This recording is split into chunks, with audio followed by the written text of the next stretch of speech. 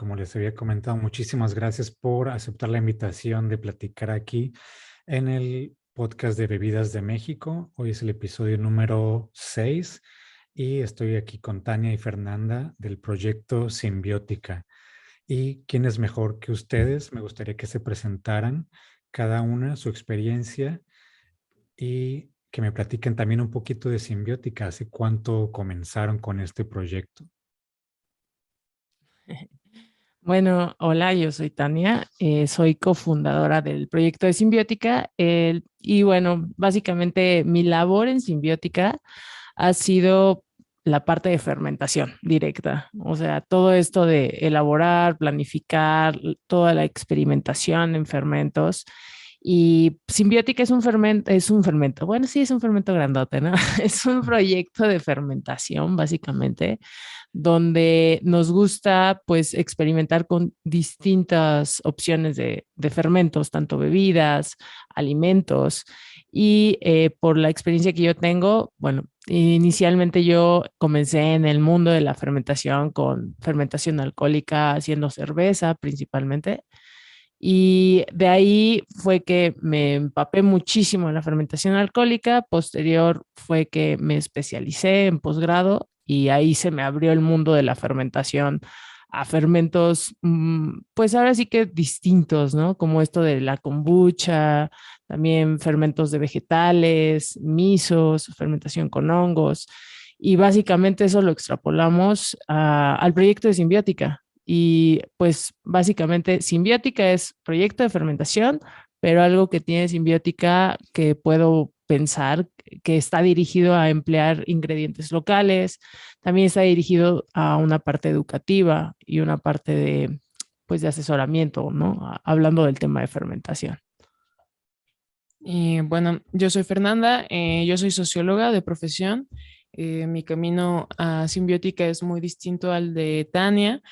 A mí, más que la cuestión de la fermentación, me interesa mucho el acercamiento a las personas, a los problemas justamente sociales, políticos y económicos, principalmente de nuestro país, porque me parece muy importante enfocarnos también y hablar de ello, ya que pues sí hay lugares para hacerlo, pero a veces son como muy limitados, ¿no? O censurados también. Eh, yo me fui especializando justamente en temas de derechos humanos, entonces también es como un interés muy genuino de mi parte y también he tratado de hacer mi contribución con, pues sobre todo las herramientas que yo tengo, sí como profesionista, pero también trabajando en campo con personas. Me parece muy importante justamente enfocarlo también los proyectos, sean los que sean, como que pues siempre trabajamos directamente con personas, ¿no? Entonces a veces siento que se nos olvida eso. em, y pues esa es como mi contribución. Entonces yo me he dedicado en Simbiótica más a la parte sí de comunicación, pero también al enlace y vinculación con, tanto con el consumidor como con otros aliados, aliadas que nos han ayudado también pues a difundir lo que queremos proyectar, no solamente en cuanto a la fermentación como alimento, em, y con pues los productores. Entonces también mucho del trabajo de vinculación directamente con los proveedores, pues lo he hecho yo. Entonces ese es como mi granito en Simbiótica.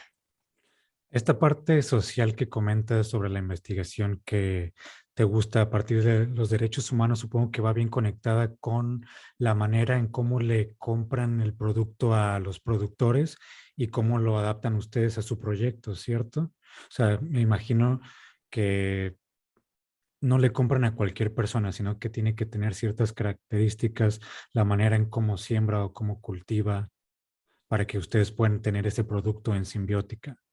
Sí, nosotros somos un proyecto, sí, de fermentación, pero también respondemos mucho a a la iniciativa agroecológica. En la agroecología, pues básicamente como son tres pilares que yo ubico fundamentales.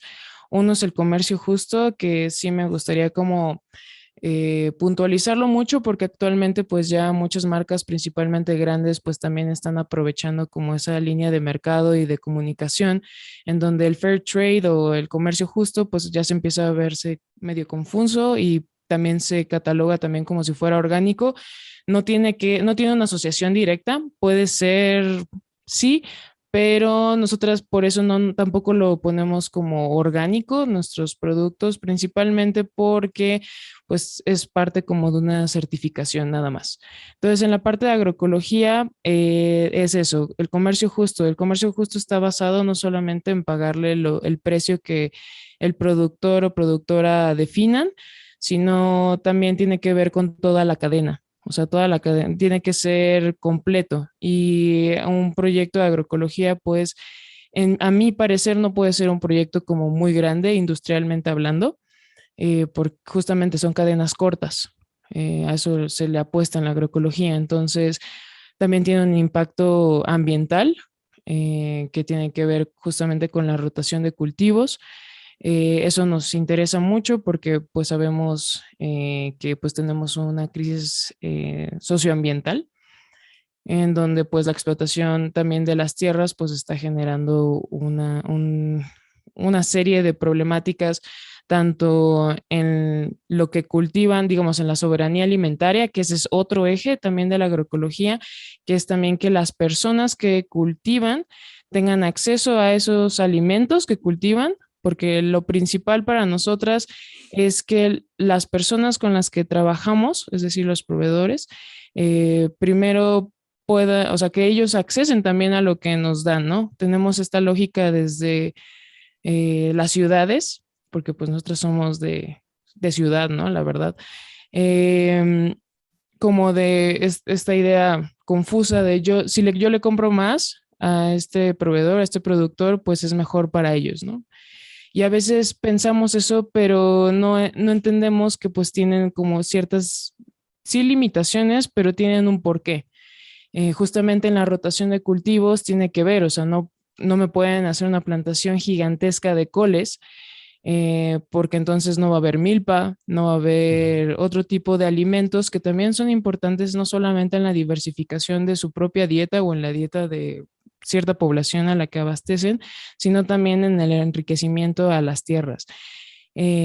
Digamos, obviamente, porque también no solamente alimenta a seres humanos, sino también se alimentan microorganismos vivos, el medio ambiente tiene como toda esta parte, sí, de simbiosis, ¿no? También tiene como que ver el enlace a eso. Entonces, sí nos interesa mucho trabajar con personas que respondan como a los ejes agroecológicos. Ambas entendimos también sobre la práctica qué era la agroecología, porque muchas veces podemos leer sobre ello, pero no necesariamente lo entendemos hasta que estamos ahí. Todas las repercusiones que conlleva, todos los gastos, porque tener también este tipo de producciones agroecológicas es muy costoso. Y también la parte de la soberanía alimentaria también tiene que ver justamente con el resguardo de semillas nativas, que esa es una cuestión muy política aquí en nuestro país, en general en Latinoamérica. Entonces, justamente que no haya monocultivos y que no tengan que estar estas personas campesinas en general, dependientes de semillas y de agrofertilizantes, pues también es muy relevante. Entonces, tiene que ver con todo esto y pues queremos también creemos que podemos apoyar, aunque sea un poco, también este tipo de movimientos que son al final resistencia, ¿no? Desde el campo y que podemos también desde Simbiótica compartir un poco de eso que sí está pasando también en el campo mexicano. Sí, lo que mencionas también es un gran respeto hacia el ciclo de vida, hacia la temporada de cada ingrediente. Muchas veces estamos pensando que podemos obtener naranjas todo el año cuando no existe un lugar que te siembre naranjas durante todo el año, menos de que sea, pues sí, de manera artificial, pero no es como el ciclo que se tiene que respetar. Entonces, como tú dices, aunque quisieras mucho de col o de algún otro ingrediente, pues si la tierra no lo permite, no lo vas a poder tener. Lo mismo así pasa con los productos que tienen ustedes, supongo. Tienen productos que pueden estar en ciertas temporadas Así es. Por ejemplo, bueno, depende mucho sobre todo de desde dónde tú quieras hacer tu proyecto, ¿no? O sea, no tenemos como, o sea, respetamos mucho, ¿no? A las personas que pues deciden a lo mejor verlo como en parte de ganancia masa, o sea, porque es comprensible, ¿no? Ujú. Pero justamente, por ejemplo, esto que tú mencionabas de que hubiera todo el tiempo, ¿no? Tenemos alguna vez a una persona que también se dedica a la fermentación, dijo, ¿no? Como de, pues es que, pues México no tiene un problema, ¿no? O sea, de proveer siempre, pues, alimentos, o sea, es biodiverso y siempre puedes conseguir todo, o sea, vete a la central de abastos, vete a un súper, siempre va a haber de todo, ¿no? En todo momento. Y a veces irnos con, oye, ese tipo de pensamiento es olvidarnos justamente de todo lo que hay de trasfondo, ¿no? Para que hayan esos alimentos disponibles y para quién son disponibles. Ahí es donde yo pongo justamente esas preguntas como de para quién son disponibles, quién está consumiendo eso. Y eso es algo importante. Y por eso la temporalidad es muy importante. Hacerle entender al consumidor de ciudad que la temporalidad es esencial eh, para el futuro realmente. Ni siquiera puedo decir como, o puede ser una acción que podemos ejecutar en el presente, pero creo que es parte de la preservación para nuestro futuro.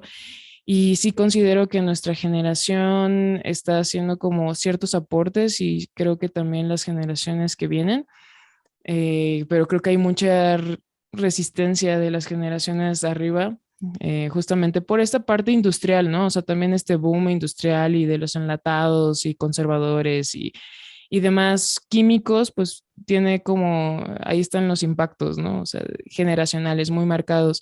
Entonces, como venir con este discurso de la temporalidad y que hay que respetarlo es a veces hasta muy controversial con ciertas personas, pero que no le encuentran mucho sentido a eso porque también se le ha ligado a muchos alimentos o yo realmente luego me cuestiono cómo se ha ligado a la mayoría de alimentos como solamente un producto de beneficio individual.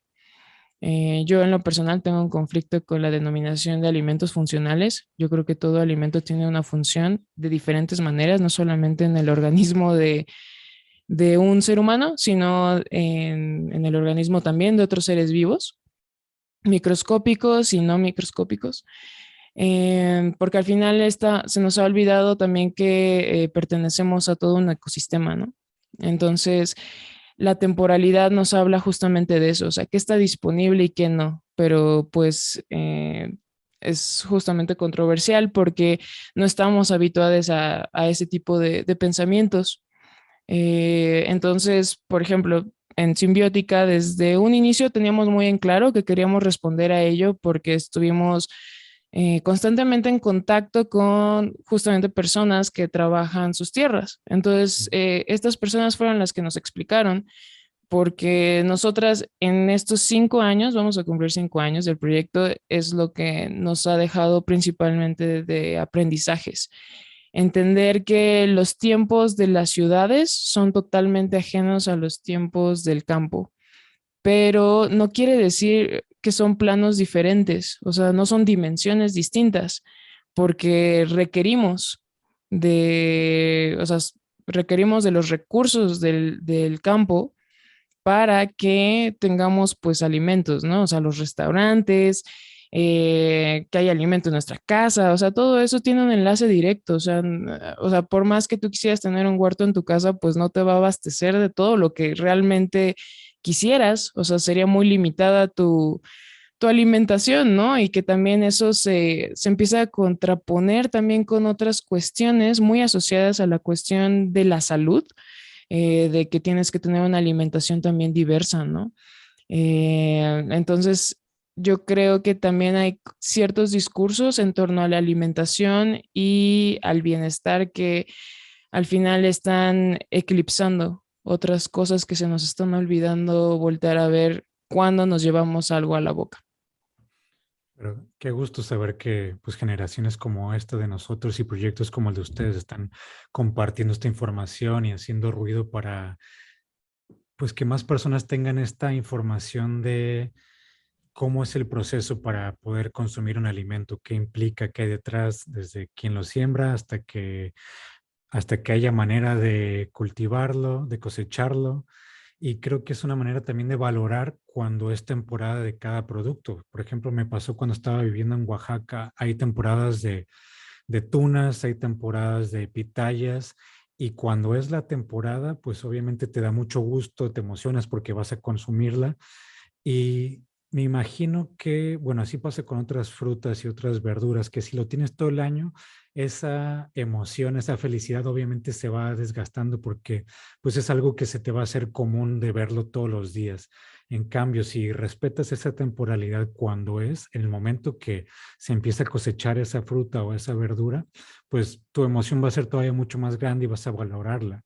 De hecho, también pasa así con las chicatanas en Oaxaca, estas hormigas, y esta la menciono porque, bueno, yo no consumo nada de origen animal ni insectos, pero estando ya el año pasado, creo que fue uno de los años donde ya habían salido menos chicatanas porque es las personas de los restaurantes querían abarcar muchísimo, no solamente en Oaxaca, sino fuera de Oaxaca, y ya estaban comprando muchas chicatanas a tal punto que las hormiguitas pues ya no salían como antes tenían que salir, porque cuando salían pues se las acababan completamente. Entonces así pasa cuando no tienes el respeto por el ciclo, por la naturaleza.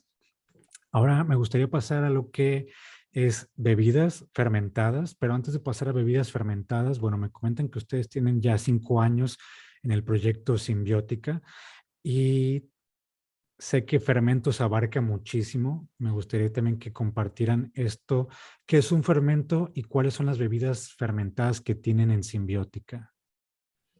Pues mira, siempre cuando me toca explicar en general qué es un fermento, hay muchas definiciones, pero la más entendible a mi punto de vista y que abona mucho de, de mi cosecha es básicamente cuando tú transformas un alimento a partir de microorganismos, donde estos microorganismos generan componentes, enzimas y demás para ayudarse a degradar el alimento. Y al momento de que degradan y transforman el alimento, se va, ahora sí que se conserva, se transforma el sabor, se transforma la apariencia, entra ahora sí como una metamorfosis donde sale algo ya sea completamente diferente o ligeramente diferente. O sea, hay muchas maneras de hacerlo, pero es una conservación, es una transformación y puedes conseguir muchas cosas a partir de ello, ¿no? De lo que es una fermentación, ¿no? Y siempre teniendo en cuenta que van a haber microorganismos, ¿ok? Y tomando en cuenta esto que yo comento sobre fermentación, en simbiótica, lo que más usamos, si nos preguntan qué tipo de fermentación usamos más, usamos fermentaciones mixtas. ¿Y a qué me refiero con eso? Me refiero a que primordialmente vamos a estar teniendo desde sí puede haber un poco de alcohol, puede haber un poco de distintos ácidos y esto se conforma en fermentaciones mixtas. Tenemos también lo que es la famosa fermentación ácido láctica, que es todo esto que comento, si lo aplicamos en bebidas, por ejemplo, la kombucha, que ha estado muy en tendencia, es un fermento a base de té y es un fermento que se lleva a cabo es como cuando vas a hacer vinagre, pero no alcanza a hacer vinagre, básicamente. O sea, también crece como la madre del vinagre, que le llaman. En la kombucha también crece algo similar, que se le conoce como SCOBY, que es un acrónimo que hace alusión a bacterias y levaduras, ¿no? Viviendo en simbiosis, conviviendo. También tenemos, por ejemplo, lo que son kéfir o tíbicos también, que son los búlgaros, estos búlgaros, los gránulos, y se hace a partir de agua en nuestro caso, pero también hicimos una adaptación con búlgaros de leche de vaca.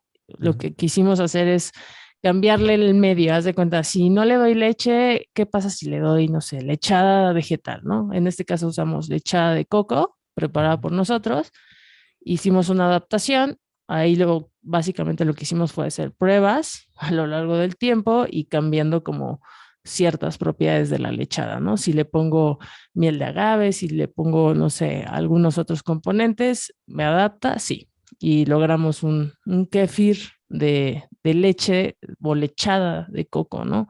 Sin necesidad de usar nada de origen animal. Y pues también hemos elaborado tepaches, o sea, el tepache, de hecho, mucha gente piensa que es de piña, al menos aquí en el centro, pero originalmente se puede hacer en muchas frutas. Obviamente tú has tenido ese acercamiento en Oaxaca, ¿no? Bueno, nosotras también hemos hecho algunas opciones de tepache y pues eso hablando exclusivamente de bebidas, ¿no? Porque ya alimentos también tenemos otras opciones. ¿Qué elementos son necesarios para que pueda surgir una fermentación? Pues mira, Me imagino que no todo se puede fermentar tampoco. curiosamente sí, sí todo se puede fermentar. O sea, y es bien particular porque mucha gente piensa que no.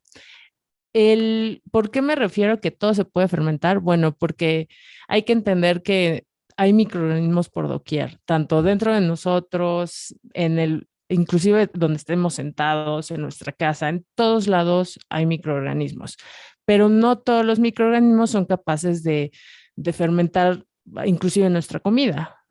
Pero cuando nosotros hablamos de verduras, por ejemplo, frutas, están básicamente en el exterior expuestos a una ecología microbiana todo el tiempo y eso pues obviamente está dentro del ciclo de la vida donde se degradan y vuelven a formar parte de la tierra, por así decirlo, ¿no? Con ese principio entendemos que los microorganismos van a hacer uso de los nutrientes, van a subsistir a partir de ello, ¿no?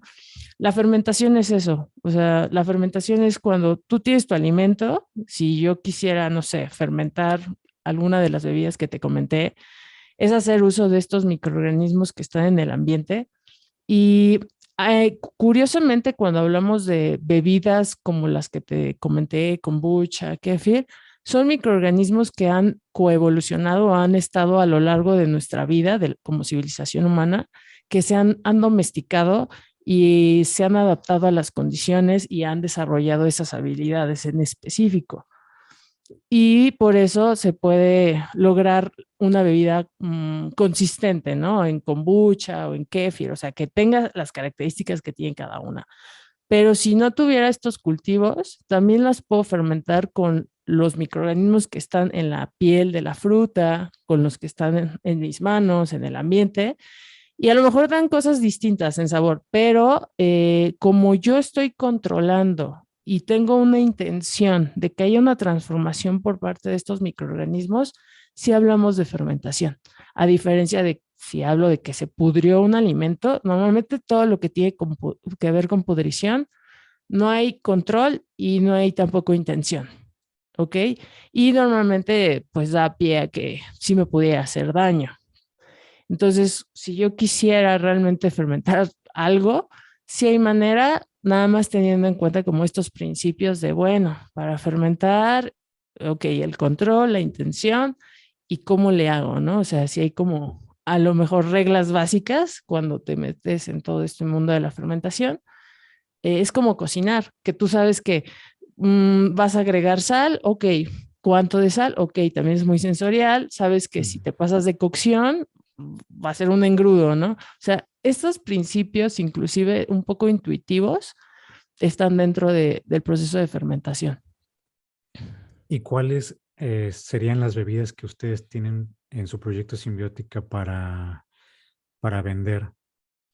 Pues mira, en bebidas tenemos kombucha, es a base de té verde. También tenemos lo que es kéfir de agua, que básicamente es una soda sin té, elaborada a partir de frutas. Y también tenemos este que te comentaba con coco, que es básicamente como un yogur bebible a base de coco. Es muy refrescante. De hecho, cuando me han preguntado a qué sabe a coco, a mí me recuerda mucho al calpis. Nada más que el calpis sí se hace de leche pero en este caso no lleva nada de leche y es meramente el agua y la carne, ¿no? Del coco, fermentado con búlgaros.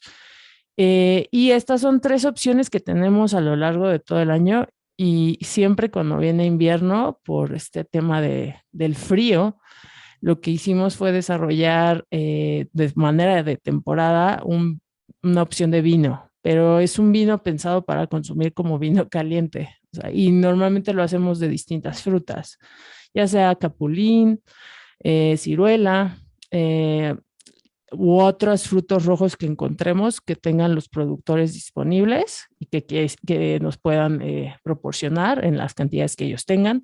Son lotes pequeños donde llegamos a hacer a veces desde 20 litros hasta 60 litros o más, dependiendo de la disponibilidad de la fruta. Entonces, hacemos el vino y lo damos en opción tanto frío o caliente, ¿no? Que mucha gente sí le gusta consumir esta opción de producto en como vino caliente. Y esas serían ahora sí que la diversidad que tenemos en bebidas fermentadas. En cuanto a la kombucha, como tú mencionaste anteriormente, dijiste que ha habido una tendencia y pues sí, cada vez la vemos en diferentes partes, con diferentes sabores. Ustedes que están más metidas en este medio de kombucha y de fermentación, ¿tienen como una idea clara de por qué se empezó a poner de moda la kombucha? ¿Por qué se llegó a este acercamiento? Y se los pregunto porque hay otras bebidas que igual ahorita comentamos, otros fermentos mexicanos que pues son fermentos mexicanos y tienen más tiempo, pero ¿por qué la kombucha empezó a tener esta popularidad? Pues yo creo que para explicar por qué tiene una popularidad, está empezando a tener más popularidad, la kombucha hay que ver el espejo de Estados Unidos. Yo creo que ahí es donde, o sea, un poco sucede como por filtración. En Estados Unidos es una bebida que se vende bastante bien, que le llegó a competir al refresco a ese nivel, al grado que PepsiCo compró su propia marca de kombucha y demás, ¿no? Entonces los niveles de distribución y de inversión en Estados Unidos son impresionantes. Eh, Porque al final tiene, solamente sensorialmente, tiene este tipo de soda, ¿no? O sea, de refresco. O sea, es refrescante, tiene gasifica y demás. También hay un boom en Estados Unidos justamente con la fermentación, pero específicamente yo creo que sí, para entender por qué hay como esta tendencia hacia la kombucha y no hacia otras bebidas fermentadas, yo creo que tiene que ver sobre todo con la influencia, sí, de Estados Unidos, porque como comerciante nada más enfocándome en kombucha, es muy específico también el consumidor de la bebida. Actualmente se ha abierto más quienes lo están buscando. Ahora, no es una bebida barata. O sea, para abaratarla, pues sí se tiene que hacer masivamente y también con ciertos parámetros que no responden necesariamente a una fermentación natural. Entonces también ya empieza o bueno, yo empiezo a cuestionar mucho también cómo se está elaborando la bebida. Lo comento porque es muy importante que el consumidor lo sepa. O sea, hay proyectos pequeños, o sea, que pueden llegar a escalarlo, pero que siguen respondiendo justamente a estas fermentaciones naturales. A mi parecer, yo creo que sobre todo en la cuestión de bebidas fermentadas, yo creo que es muy difícil la comercialización de las mismas. Y creo que también las bebidas que se ponen a la venta y que son fermentadas y que no están pasteurizadas, también es porque las podemos manipular más. O sea, yo creo que responde mucho a eso, porque la comercialización de fermentos, y eso sí lo puedo decir muy en claro por experiencia, es complicado porque o sea, tienes que pensar en toda una cadena de frío. La cadena de frío es costosa, o sea, implica costos. Entonces, y eso es como, ahora sí que el tras bambalinas, ¿no? De los que fermentan y comercializan, porque hay quienes pueden fermentar en casa y que yo creo que la fermentación responde mucho a esa lógica. O sea, no solamente de la conservación de alimentos, sino a la transformación de los mismos y a emplearlos justamente en temporalidad. O sea, por ejemplo, un tepache de pitaya, ¿no? O sea, ¿cómo puedo comerme esto que también está en temporada de diferentes maneras y aprovecharlo de diferentes formas? Em, pero la kombucha sí, yo creo que en México tiene que ver más con un consumo, pues, de personas que la han asociado también a un beneficio de salud. Em, no sé si afortunada o lamentablemente los alimentos fermentados se les han asociado a que tienen todos, como, o sea, es que todos, claro, ¿no? Como todos los alimentos tienen beneficios a nuestra salud y también pueden tener repercusiones, pero eso va a ser dependiendo de cada organismo, ¿no? Em, Sin embargo, los alimentos fermentados se les ha dado como mucha esta atribución de tener casi como poderes mágicos, ¿no? Entonces, la kombucha es un claro ejemplo de ello. Se le ha atribuido justamente como esta parte de sanar, principalmente una parte gastrointestinal, otros proyectos también que fermentan, pues siempre es como de, pues, es que porque al final gran parte de lo que tenemos que responder es cómo ayuda al colon, ¿no? Al tracto gastrointestinal y demás. Creo que también tiene que ver mucho con la industria de los yogurts. Si tú te pones, o sea, si consideramos, pues básicamente la gran industria que tiene el poder de los fermentos, o sea, a nivel industrial, son los lácteos. O sea, la industria láctea y la industria de los lácteos está muy interesada en todo el boom de los fermentos, ¿no? O sea, tú puedes ir a un súper y actualmente comunican que tiene cultivos o sea, ya utilizan la palabra fermentación y eso a mí me parece muy interesante porque antes no se ponía porque se estaba asociando la fermentación con putrefacción. Ujú. Y ya hay una apertura del consumidor en donde los alimentos fermentados pues tienen como estas características probióticas, que eso es todo un dilema porque pues para que algo se designe probiótico tiene que pasar por estudios científicos. Entonces, eso también es una cuestión, regreso, política y sobre todo económica, porque quienes pueden hacer esos estudios, pues es quienes tengan mucho dinero. O sea, la verdad es que para pequeños productores, hasta como nosotras, realmente poder acceder a ese tipo de estudios es demasiado costoso, ¿no? Entonces también quienes pueden etiquetar y que eso es muy importante, ¿no? O sea, hay quienes aún siguen comunicando como que los fermentos son probióticos y eso ya es ilegal. O sea, si tú no tienes cómo demostrar realmente cuántas cepas, el nombre y apellido tal cual de las cepas que están ahí, pues estás cometiendo algo ilegal. O sea, y es un tema, ¿no? Es realmente un tema. Y creo que la kombucha está ahí, o sea, realmente creo que está ahí. Y el problema de asociarlo con un beneficio probiótico es que se nos olvida que al final es una bebida. O sea, se empieza a hacer una asociación a una cuestión de medicamento. Eh, y eso es muy complejo porque también pues se le empiezan a meter más ingredientes, ¿no? Para esto del valor agregado, cuando pues ya debería de tener un valor agregado porque pues ya lo sometiste a un proceso controlado y complejo, ¿no? O sea, entonces se supone que con o sea, digamos, nada más en una cuestión de comercialización ya tiene un valor agregado.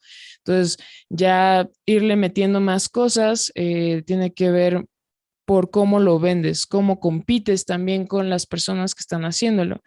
Entonces, creo que gran parte del consumidor, no todos, hay gente que todavía lo consume porque le gusta, lo cual, qué bueno. O sea, porque pues también creo que la comida y las bebidas y los alimentos tendrían que también cumplir esa función, ¿no? O sea, de pues qué es lo que me gusta y qué no, que también tiene que ver con una cuestión muy cultural. Porque yo conozco mucha gente que dice no me gusta y me la tomo porque dicen que me hace bien, ¿no? O sea, ¿cuánto de eso no hay todavía? Entonces creo que sí se le ha asociado mucho a eso. A mí en lo personal no me gusta esta asociación ni a la kombucha ni a cualquier otro alimento fermentado, porque creo que justamente pues no se habla de otras cosas que también son muy, muy importantes y que al final, eh, pues muchos proyectos toman también como esa postura hacia la salud porque pues al final potencializa tus ventas, pero no necesariamente es lo único que atraviesa. Y bueno, tú que estuviste en diferentes regiones con diferentes personas que hacen fermentos naturales, con lo que tienen en su medio y demás, pues también, pues los fermentos y las bebidas fermentadas también responden también al contexto. Entonces, alguna vez nosotras platicamos con personas de Asia y decían, pues es que esto no sabe a lo que allá es kombucha, ¿no? Y eso pasa constantemente con alimentos tradicionales, o sea, aquí como defendemos los moles, ¿no? Así como, pues eso no es mole, ¿no? Y nos ponemos así. Entonces, también tiene que ver, entonces, en nuestro caso, también nosotras, pues hemos perfilado, por ejemplo, la kombucha a una soda, o sea, porque tampoco se, o sea, también hay niveles de la fermentación, ¿no? Hay kombuchas que son muy ácidas, que ya puede llegar a, ya se llegó a transformar en un vinagre. El problema también es que no hay, las regulaciones que existen solamente son de impuestos, pero realmente no hay como, o sea, no hay como un uno 2 3 de qué sí es, o sea, hay un punto, ¿no? En cada fermentación, en donde ya, y eso tiene que ver también con la carga de microorganismos. Tú puedes decir que es probiótico, pero no necesariamente lo es, porque si ya pasó a vinagre la kombucha, o sea, si ya tiene va a tener bacterias acéticas, es decir, de vinagre. Entonces ya se transformó completamente eso. Entonces también tiene que ver con un punto en lo que quieras comercializar. Por eso ahorita ya en la kombucha específicamente, pues ya hicieron como cultivos con cepas específicas para que tú puedas como proyecto, como comerciante, etiquetarlo. O sea, como probiótico, pero porque te están vendiendo esas cepas ya aisladas.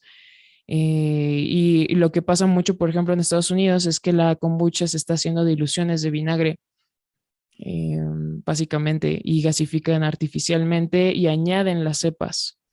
Y eso se etiqueta como kombucha y eso es algo que también está pasando aquí en México actualmente. Entonces, es muy importante también cómo el consumo, el aumento de un consumo también va cambiando lo que era un fermento en un inicio. Y por eso yo sí creo que es bien importante comunicarlo, ¿no? No por generar controversia nada más porque sí, sino porque es lo que pasa, ¿no? O sea, al final sí, nuestro interés es como comunicar y divulgar a las personas, pues tiene que ver en eso. Entonces, sí va cambiando y la kombucha va para allá. O sea, yo creo que la kombucha se va perfilando más para hacer un refresco más a una bebida fermentada, la verdad. Sí, es importante que mencionas que hay que ser conscientes de lo que estamos consumiendo y que hay detrás toda esta industria que va creciendo, que por eso hago esta pregunta y más con ustedes, porque he visto kombuchas también aquí en Baja California, cada vez están más en estantes y a mí pues he probado algunas que me gustan, otras que no, por este sabor avinagrado que mencionas. Y también creo que quizás porque, bueno, desconozco, pero siento que al ser una industria un poco reciente y nueva, no existe esta regulación como en otras bebidas. Por ejemplo, lo que mencionas de probióticos, de que es ilegal ponerlos, quizás pasó también así hace un tiempo con la parte de mezcal en Oaxaca, que muchas marcas ponen mezcal artesanal cuando la manera en cómo se hace el mezcal no es artesanal o ancestral, sino industrial. Entonces, es jugar con estas palabras que las marcas adoptan para fines de mercadotecnia. Entonces, pasa va a pasar con todo. Cuando algo se empieza a vender, creo que se están enfocando con tomar esos elementos para venderle al público, en este caso probióticos relacionado con salud, de que te lo tomas y te vas a sentir bien. Creo que es un tema muy amplio que nos podríamos quedar aquí buen tiempo. Para concluir con este tema de la kombucha, solamente me gustaría saber si a partir de otros tés o solamente con el té verde se puede hacer kombucha Y entiendo que el té también se pudiera tomar de otros países, ¿no? No sé si haya aquí en México cultivos de ese té, porque pues hay de tés a tés. Me refiero a que no es quizá el té que tenemos en mente de estos sobrecitos, sino que sea el té, la planta. Ujú. Pues mira, sí hay. Sabíamos que aquí en México está haciendo como un proyecto experimental, justamente porque la planta Camellia sinensis, que es lo que, digamos, originalmente o por denominación es té, o sea, porque lo demás puede ser tisanas o Ujú, infusiones, ¿no? Que puede ser frutas u otras flores o hierbas. Pero té, Camellia sinensis, sabíamos que en México estaban justamente como experimentando. Ahora también es cuánto puedes abastecer, ¿no? O sea, por ejemplo, para producción de kombucha, pues sí tendrías que tener como plantíos considerables, como en Asia, ujú, y sobre todo saber el tratamiento a la hoja, o sea, porque la hoja Camellia sinensis tiene diferentes tratamientos para conseguir perfiles específicos, lo que conocemos justamente como té verde, té rojo, té negro y té blanco, y el oolong, ¿no? ujú. Es la misma planta, exactamente la misma, solamente el tratamiento es diferente. En algunos casos hasta, o sea, se fermenta, o sea, se pasa por un proceso de fermentación solamente la planta para conseguir justamente esos perfiles en té. Supimos el año pasado, yendo a Guatemala, que hay un proyecto que se le llama chirripeco al té, pero es hoja de Camellia sinensis. Allá lo denominan chirripeco y está en la zona de Cobán, allá en Guatemala, pero sigue siendo la misma hoja. Entonces eso nos hizo pensar que probablemente en una región húmeda de ciertas características, como por ejemplo es Cobán y que está en Centroamérica, pues se pudiese adaptar la planta Camellia sinensis. Sin embargo, pues va a tener diferentes perfiles, ¿no? También por la tierra, el tratamiento que se le dé y los perfiles. La kombucha se puede hacer de cualquiera de esos, bueno, de Camellia sinensis, digamos, si nos ponemos puristas, tiene Ujú. que ser elaborada de Camellia sinensis en cualquiera de ese tipo de perfiles, o sea, que le han dado. Eso va a depender más de tú que la transformas, qué es lo que te gusta. O sea, si tú haces una kombucha con té blanco, que a mí en lo personal me gusta mucho, eh, o si tú haces de té verde o de té negro. Nosotras siempre nos preguntamos lo de las mezclas. Ujú. Nos parece un poco, pues, innecesario porque al final estás gastando mucho. O sea, como, sobre todo, tiene que ver también en cuál es tu objetivo, ¿no? O sea, si tú quieres hacer una mezcla, pero porque la vas a consumir 2 litros en tu casa, pues está bien, es un gusto, ¿no? Que te puedes dar. Si la vas a comercializar, no es algo que sugiramos, porque aparte, pues el té es costoso, o sea, el té Ujú. importado, que de hecho es el único insumo que tenemos importado, em, pues sí, te levanta mucho los precios en ese sentido. Pero se puede hacer, digamos, el mismo proceso, o sea, de fermentación con el cultivo se puede hacer con otros insumos. Nosotros hacemos pues le llamamos kombucha, o sea, porque pues hacemos el mismo proceso, pero consideramos que es un tepache de cascarilla de cacao. Eso lo elaboramos en conjunto con la rifa. Fue justamente como en este idea de cómo se podía sustituir un insumo que era extranjero a un insumo que es local, ¿no? Entonces, con las personas de la rifa, pues básicamente nosotros llegamos y fue de qué es lo que no utilizan, ¿no? Y un poco estaban espantados, ¿no? O sea, porque pensaban que les íbamos a pedir pasta de cacao o algo así, ya sabes, bien costoso. Ay. Pero no, les dijimos como, ¿qué es lo que te sobra? Y nos dijeron, no, pues la cascarilla, ¿no? O sea, se genera muchísima cascarilla de cacao y pues la neta, pues la terminamos tirando. Entonces les dijimos, pues nosotros la transformamos. O sea, la transformamos y generamos justamente lo que es la kombucha blanco jaguar, que es una bebida fermentada a base de cascarilla de cacao, cultivo SCOBY y azúcar. Entonces le damos el mismo proceso de fermentación, solamente que sustituimos eso. Lo hemos llegado a hacer también con flor de dalia, entre otras flores. En un inicio también o sea, como esas ideas empezó con la flor de dalia, queriendo sustituir justamente el té, por lo mismo, ¿no? O sea, como tratando también de cerrar nuestros ciclos de producción y que todos los insumos provinieran pues del mismo país, ¿no? O sea, que no tuviéramos que requerir de algún insumo extranjero. Pero pues sí es complejo, ¿no? Porque al final, pues te digo, el consumidor sí va a buscar como o sea, si tú le mueves algún ingrediente, pues sí pueden llegar a cuestionar, ¿no? Ahora, también cambia organolépticamente, o sea, al final lo de la rifa, pues sabe a cacao, pero porque pues esa también es la función, ¿no?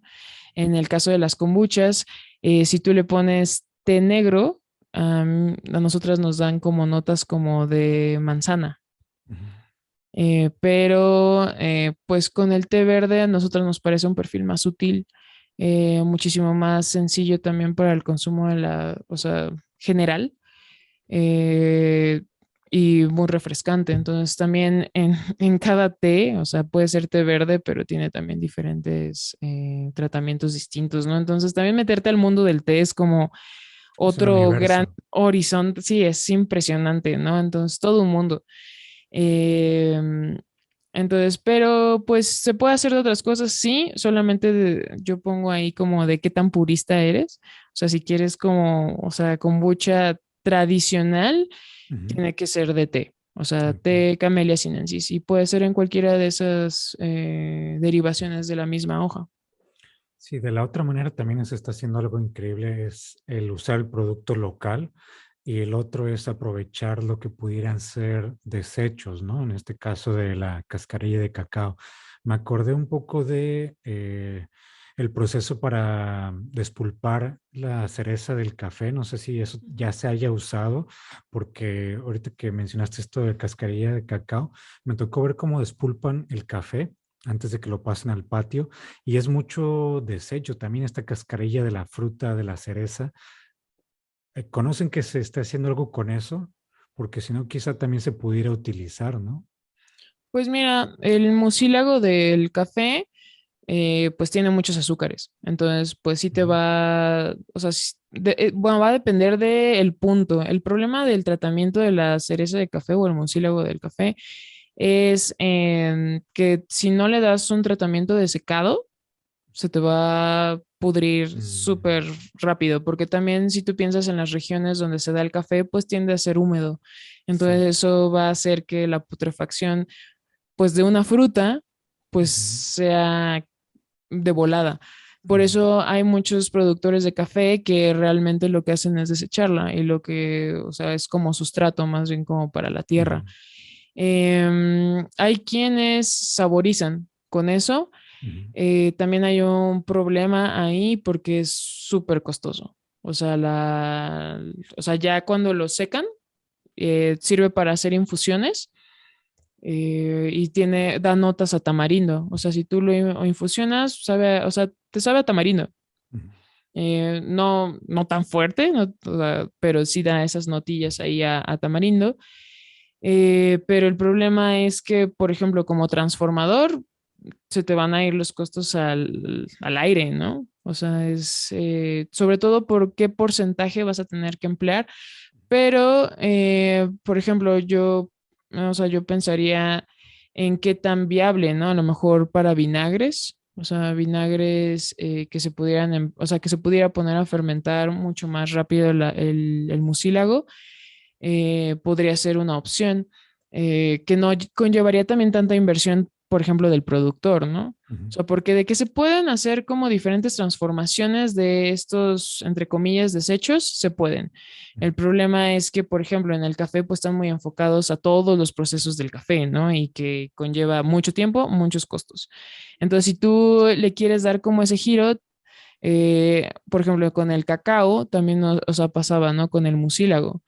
Hay gran parte del mucílago que se desecha y en Europa hay proyectos que lo que han hecho con eso es mieles, o sea, o bueno, como melazas, melazas, aprovechando los azúcares, porque si tú pruebas, o sea, tanto el mucílago del café como el mucílago del cacao son sumamente dulces, porque son frutas.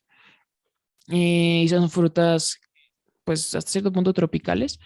Em, Se puede dar ese aprovechamiento para generar melazas, que podría ser una opción. Ahora, el problema es que pues son muy tardadas y son muy costosos, justamente esos procesos, pero de que se puede, totalmente, se puede dar una transformación, ya sea por fermentación o por calor y demás. La problemática es justamente como tener esa apertura, o sea, y que también haya como esa posibilidad de inversión en los proyectos.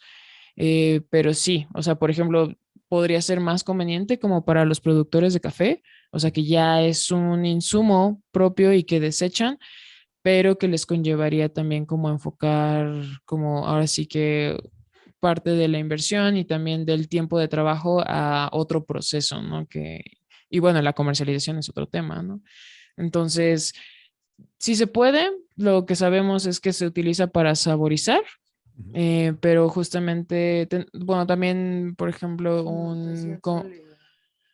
ujú, o sea, como, pues sí, pero también es costoso. Pero, por ejemplo, hay bueno, un amigo que utiliza la cascarilla también del café para utilizarla en barras de chocolate. Entonces, como transformadores, sí podemos encontrarles un uso a estos desechos, pero sí, tienden a hacer estos desechos justamente como muy encarecidos por el tratamiento que llevan de secado.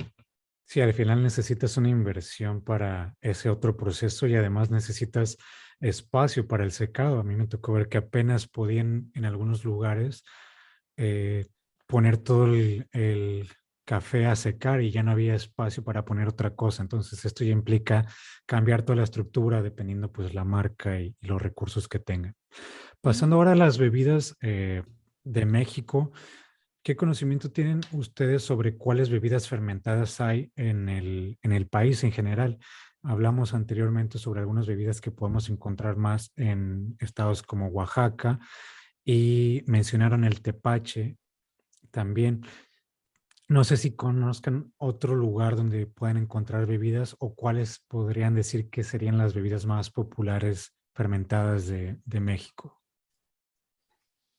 Pues mira, realmente a lo largo de todo el país hay una gran diversidad de bebidas, exclusivamente bebidas fermentadas, Ujú, tanto a partir de frutas, que entra mucho lo que son distintos tipos de tepache, inclusive se sabe que tanto frutas, raíces, primordialmente también se pueden utilizar como iniciadores para otros fermentos como el mismo pulque o inclusive a hacer infusiones en fermentaciones previas a una destilación, ¿no? En el caso de mezcal, por ejemplo.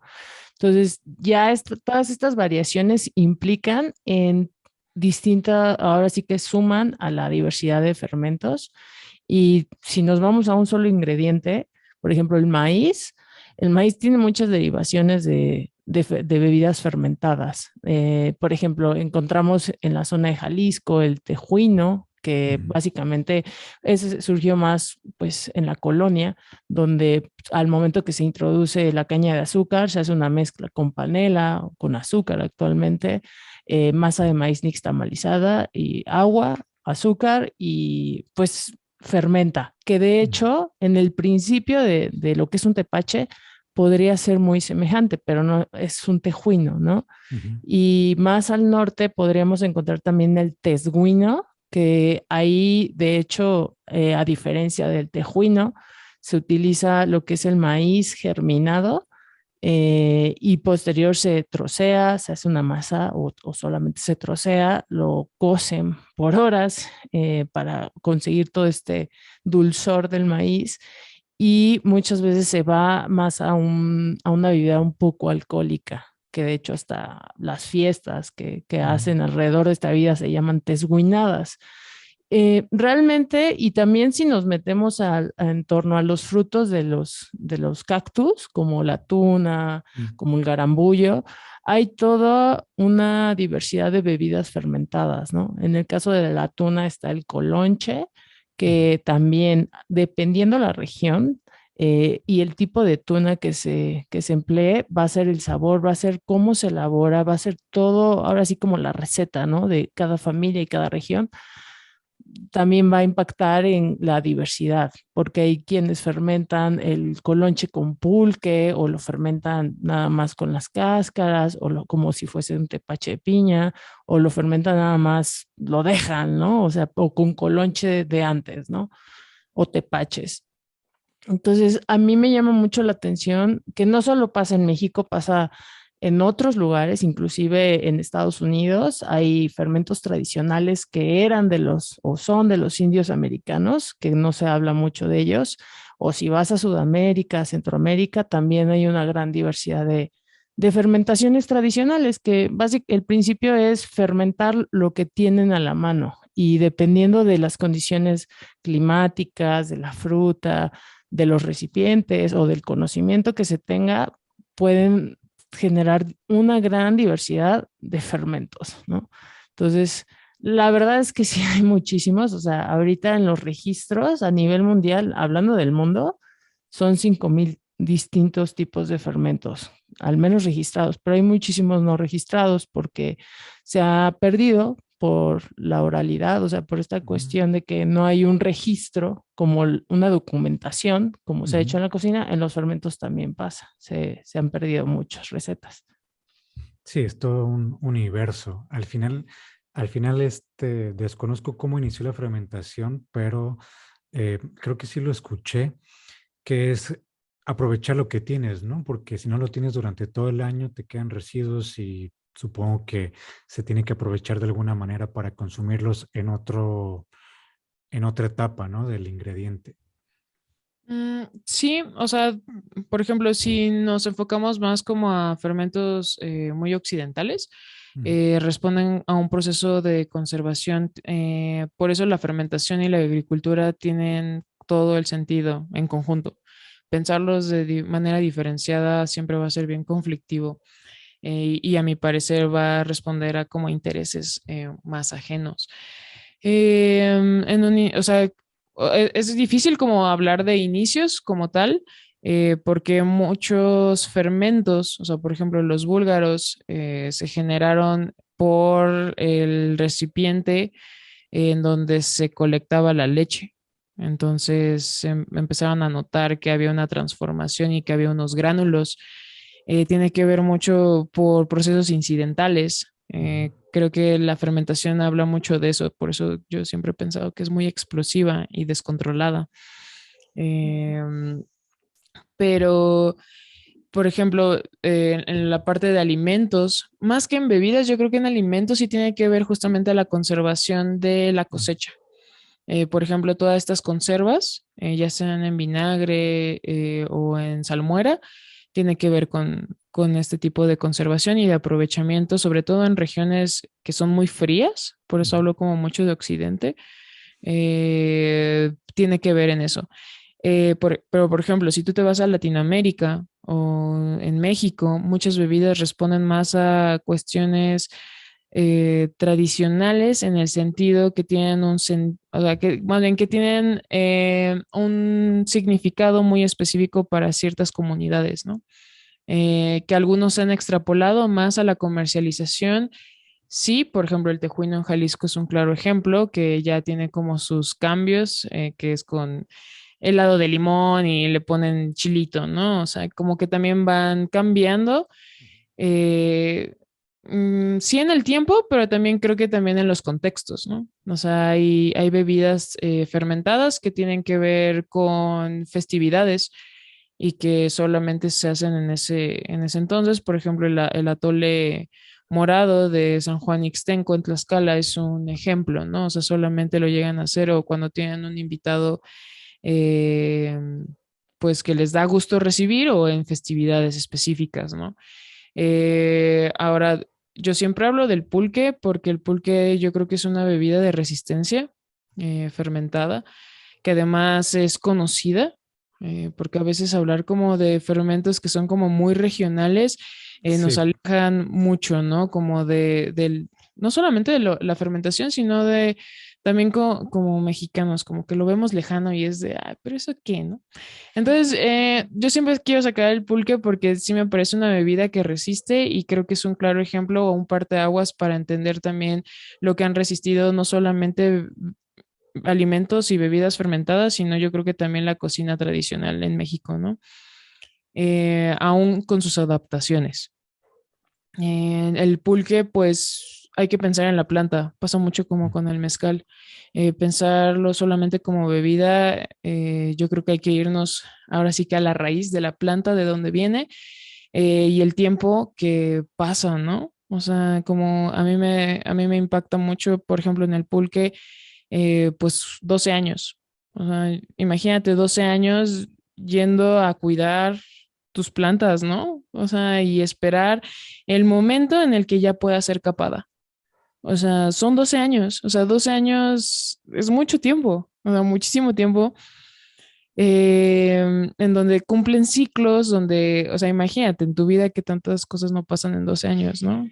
Y tú sigues visitando a la planta.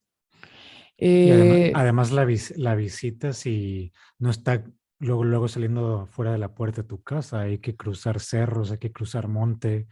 No es fácil ir a donde están cultivados este tipo de agaves. Pega el sol, árido, ¿no? O sea, es complicado. O sea, realmente creo que sí tiene que ver mucho con la conexión que tienen las personas que se dedican justamente, en el caso de los agaves o de los magueyes, a mí me parece realmente un enlace muy, muy relevante.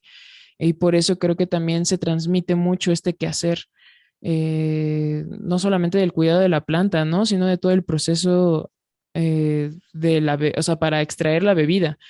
Y te digo, o sea, obviamente el mezcal es otra parte que también pasa por una fermentación. O sea, que a veces también se ha olvidado, ¿no? Que ciertos destilados pasan por fermentaciones y que no se les designa como, o sea, como bebidas fermentadas, pero sí hay ahí y es esencial.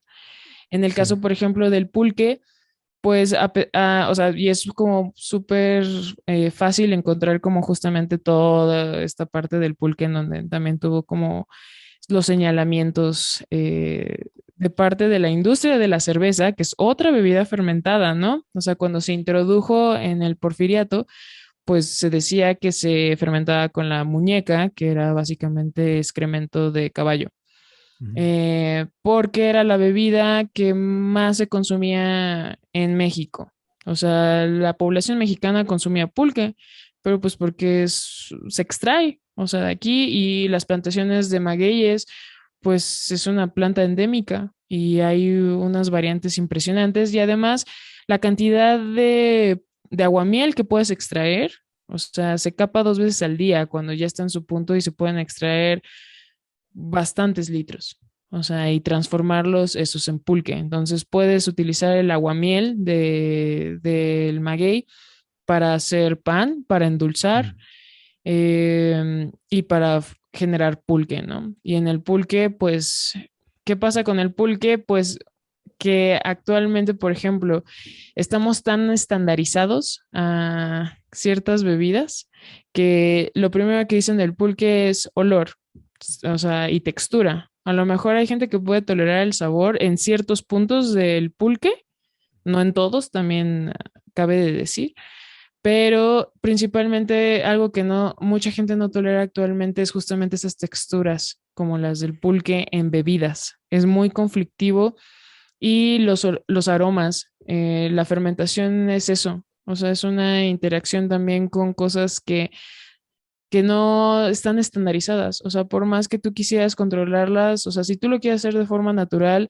no se va a poder, o sea, va a haber algo que te disrumpa, pero porque es justamente, o sea, yo digo, bueno, si quieres los microorganismos, pero no te gusta cómo huelen, no te gusta cómo saben, cómo también aprendemos a interactuar con ellos, o sea, en ese sentido, y el pulque es un claro ejemplo de ello. Nos parece muy lejano, O sea, yo he visto personas así hubo una ocasión el año pasado en donde nos estaban dando aguamiel directamente del maguey, del mesontete. Y una de las personas que están ahí dijo, ay, pues sabe a kombucha. Y yo iba con una amiga y entonces yo le dije, qué conflictivo. O sea, qué conflictivo porque uno no sabe a kombucha.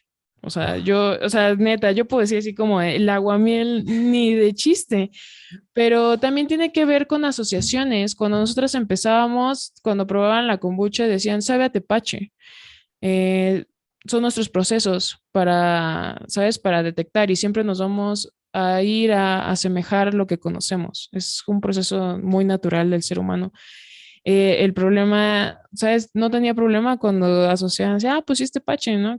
O sea, qué bueno que pues, sabes lo que es, o sea, aquí sabe un tepache, también tiene sus variantes, pero el problema que ya están diciendo que el aguamiel sabe a kombucha, eh, porque pues ni siquiera responde a lo mismo, ¿no? O sea, no tiene, o sea, hay como un abismo, no solamente en sabores, sino también en todo el proceso que conlleva, pues quiere decir que entonces, pues esa bebida fermentada, pues ahora está resistiendo ya no a la cerveza, sino, por ejemplo, ahora a la kombucha. Y entonces tiene que ver con, ¿sabes? Es como esa historia que se repite y se repite.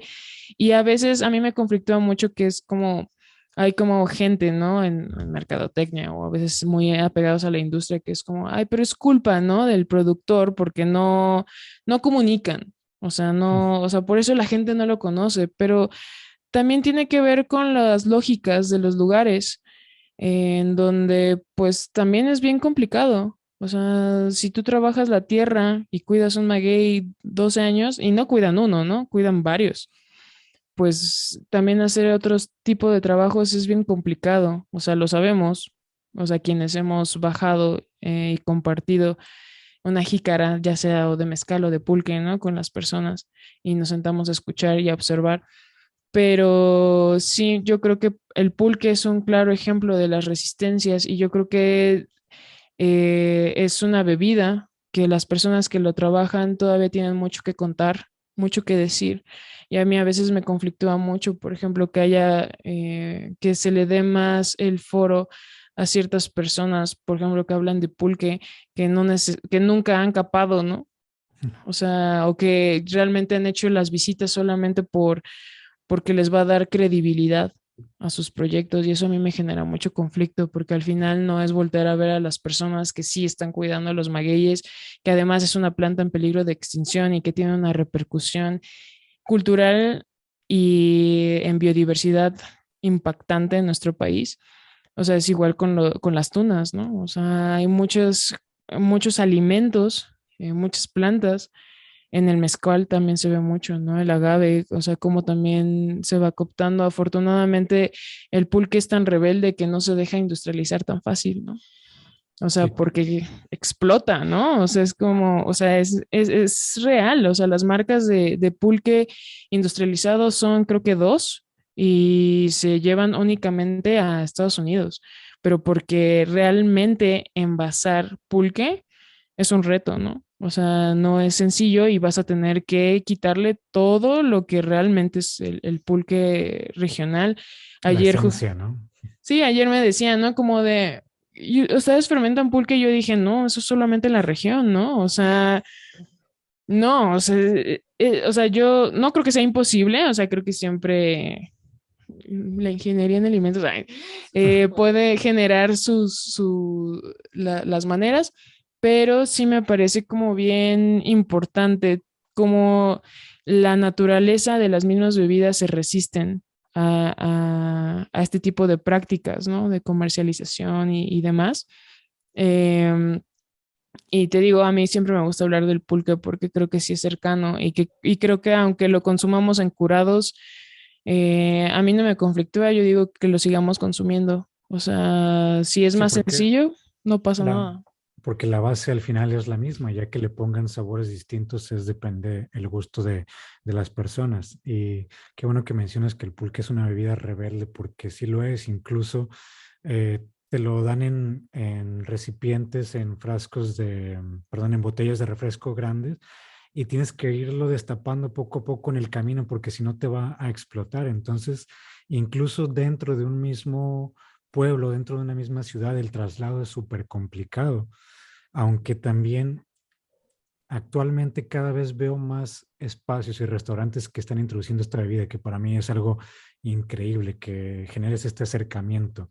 Y el pulque también es una bebida que sí, yo la encontré que tiene sabores como específicos, pero al mismo tiempo puede ser tan diverso. En un solo lugar, en un solo pueblo hay personas que hacen pulque y en cada casa el sabor del pulque de la persona va a ser distinto. O sea, a esto igual ustedes me pueden dar un poco más de información. ¿A qué se debe esto? Supongo que las bacterias que hay alrededor de donde se tiene esta bebida, donde se tiene el aguamiel para hacer ese pulque, pero ¿a qué se debe que dentro del mismo pueblo y, y vas de una casa a otra, que son vecinos, el pulque ya sabe diferente? Y esto también es importante que se mencione porque el pulque, al igual que otras bebidas, dependiendo del estado donde se preparen, los sabores van a ser distintos. Obviamente si tienes como esta noción de que es pulque o es mezcal o es tequila, pero el sabor va a variar. Ujú. Mira, es para mí me resulta más sencillo, o sea, sin como ponerle cuestiones técnicas. Ujú. O sea, como Tania decía, hay microorganismos en todos lados. O sea, hay que entender que interactuamos con un micromundo, o sea, que no vemos y que los seres humanos estamos acostumbrados a que si no vemos, así no existe. Pasa mucho con animales, ¿no? Entonces, imagínate, si con animales, imagínate microorganismos vivos. Eh, ¿Qué pasa? Desde los microorganismos que tú tengas en tu piel, los que haya en el aire, los que haya en los instrumentos que tú utilizas, la variante de la planta, el sustrato que tú le hayas dado, las herramientas con las que tú extraíste lo que extraíste, dónde lo transportaste, tu casa, tu familia. O sea, realmente es una variación de, ¿sabes? De cosas, o sea, y de decisiones, porque así son decisiones. ¿Dónde lo voy a pasar? ¿Dónde lo voy a fermentar? Eh, ¿Con qué sanitizo los instrumentos con lo que fermento? ¿En qué envase lo voy a poner?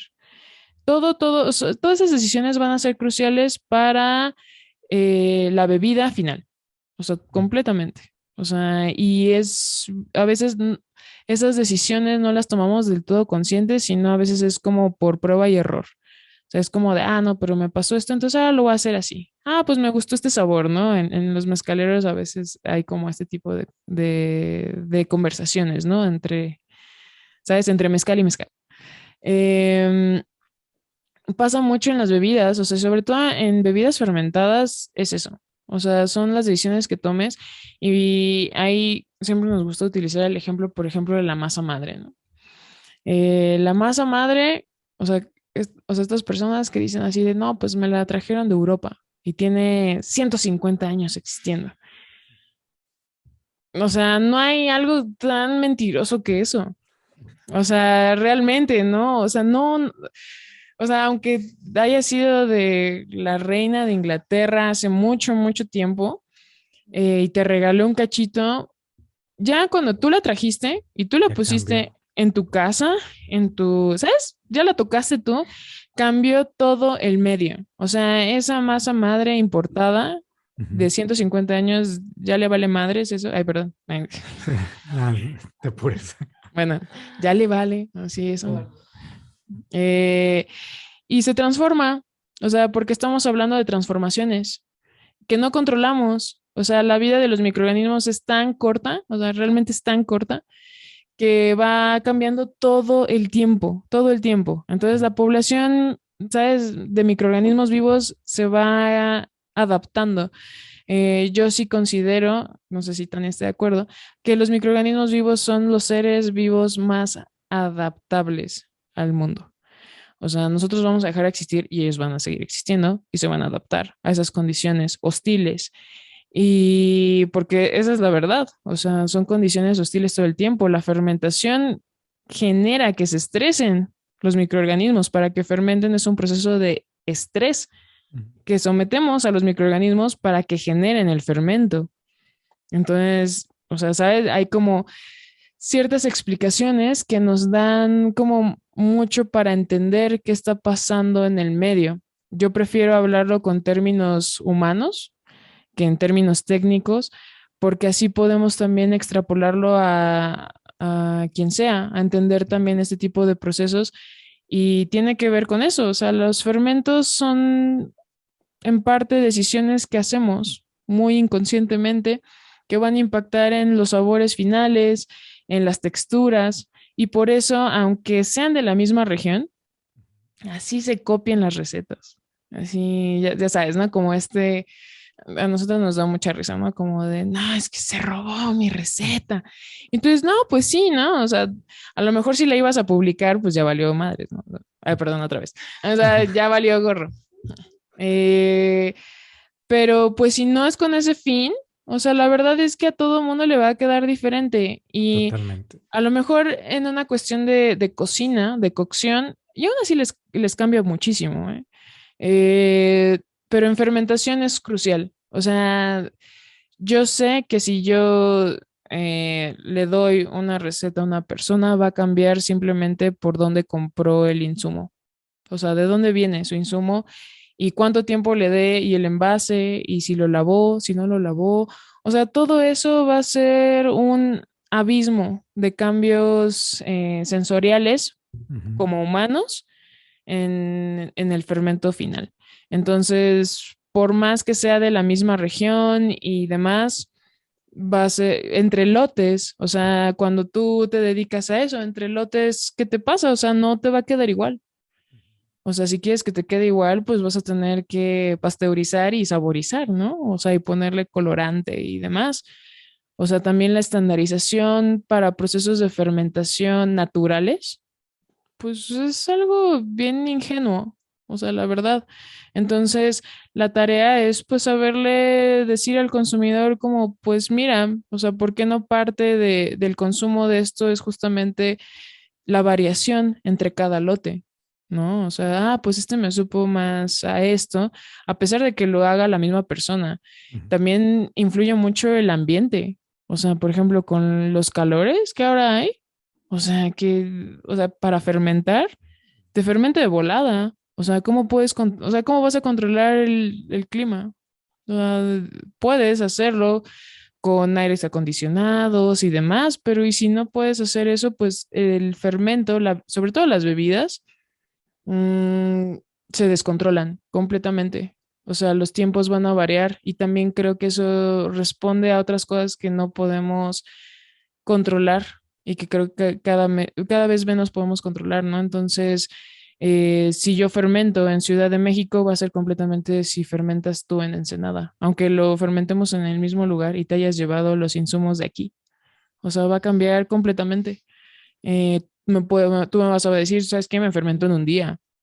Yo te dije, nah, pues aquí llovió y después salió el sol y después otras llovió, ¿no?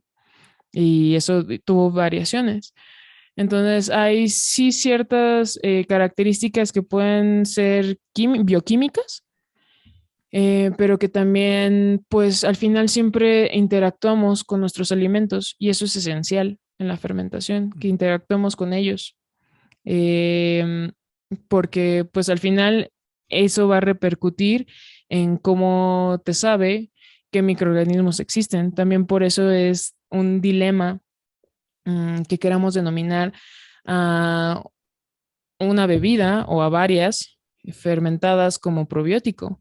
O sea, porque va a cambiar. O sea, mis cepas microbianas van a ser completamente diferentes a las tuyas. Entonces, por ende, en una fermentación, aunque tú hagas el mismo proceso, no van a existir los mismos microorganismos vivos. Y es así, o sea, son poblaciones, entonces lo podemos extrapolar también a cómo se conforma la misma civilización humana, o sea, interactuamos entre distintos. Y eso es algo bueno, o sea, realmente la diversificación o sea, tiene tintes de ser algo positivo. O sea, aunque pueda generar conflictos, siempre tiende a ser positivo.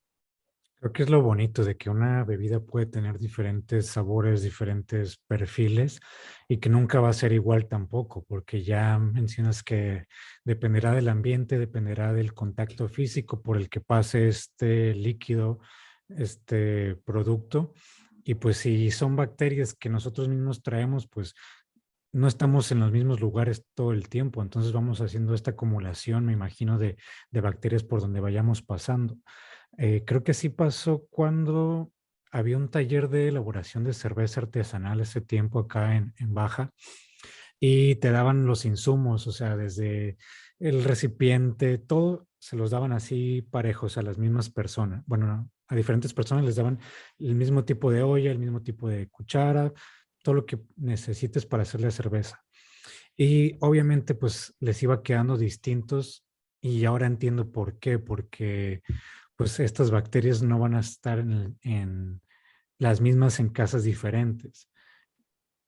Entonces ya me queda un poco más claro con esto, porque a pesar de que tengas el mismo insumo, la misma receta, los mismos tiempos, pues la condición de ambiente, la temperatura va a variar y pues las bacterias que traigas tú encima, ¿no?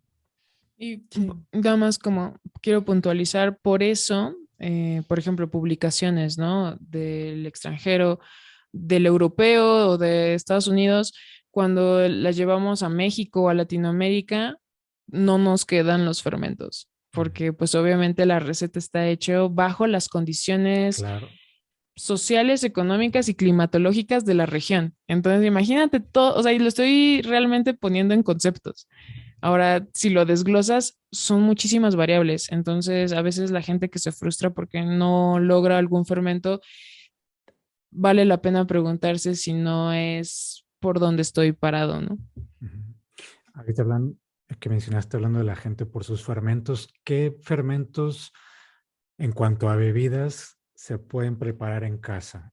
Bueno, supongo que también el tema es muy amplio y supongo que para quienes quieren empezar en esto se quieren ir con lo más práctico, lo más sencillo en cuanto a elementos, en cuanto a condiciones, en cuanto a tiempos también para ver un resultado, porque ahorita con el problema que tenemos de la inmediatez ya queremos todo muy rápido y entiendo que pudiera ser algo que frustre a las personas que quieren meterse en este mundo, empiecen a hacer fermento de alguna bebida, no les salga y ya lo dejen. Entonces, ¿qué pudieran sugerirle con qué fermento empezar, con qué tipo de bebidas para tener este acercamiento? Y luego que se pudieran pasar algo más complicado también. Pues mira, la verdad, uno de los fermentos que serían más adecuados con el cual iniciar en casa, sí sería, por ejemplo, el tepache, ¿no? Que hasta en sus orígenes o en lo tradicional ha sido así. Mucha gente lo ha preparado a lo largo del tiempo en casa y es una receta familiar. Y por el mismo principio, sí se sigue adaptando a las condiciones de las herramientas que tengamos en casa. Es relativamente sencillo, siempre y cuando pues entendamos de la fruta, el agua, piloncillo o azúcar y pues lo que comentas sobre la inmediatez.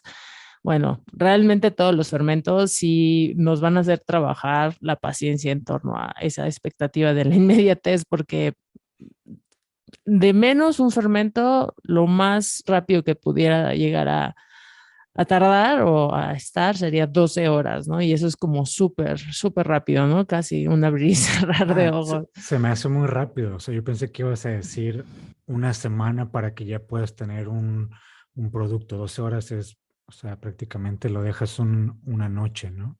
Sí, y a veces el cambio es casi imperceptible, o sea, eso sería mínimamente fermentado. Y eso hablando de bebidas, por ejemplo, el tepache, lo dejas de un día a otro, ya va a tener ahí características más a tepache, pero dependiendo mucho. El proceso va a definirse también de lo que es, qué es lo que qué queremos obtener, si nos gusta un tepache, por ejemplo, más ácido o con este, mucha gente le llama masa fermentado, pero es más bien más a la transformación, más al cambio, ¿no?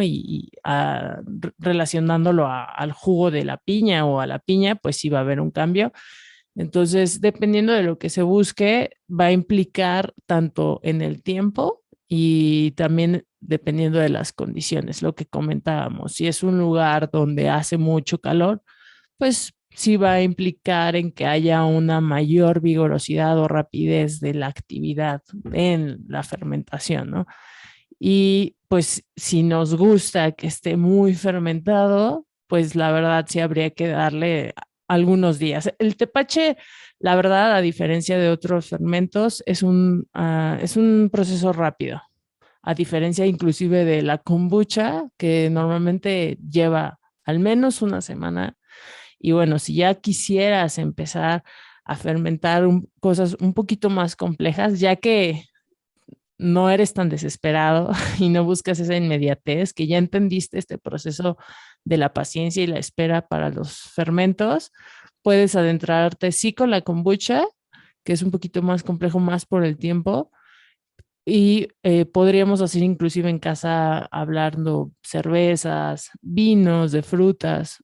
Es muy complejo decir vino de fruta porque mucha gente purista solamente relaciona el vino a la uva, ¿no?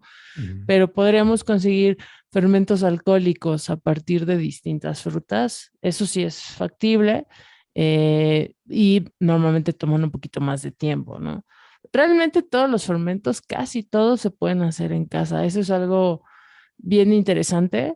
Y yo creo que quienes se quieran aventar a hacerlo en casa, sí lo pueden hacer, pero es teniendo en cuenta, en efecto, ¿no? Que para que se lleve a cabo cada fermento debe transcurrir un cierto tiempo y siempre tener bien claro qué es lo que queremos lograr, ¿no? O sea, qué resultados estamos esperando.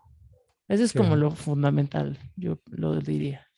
además, lo bueno siempre va a costar más y la paciencia, pues al final va a tener una recompensa en cuanto al tipo de producto que queramos hacer.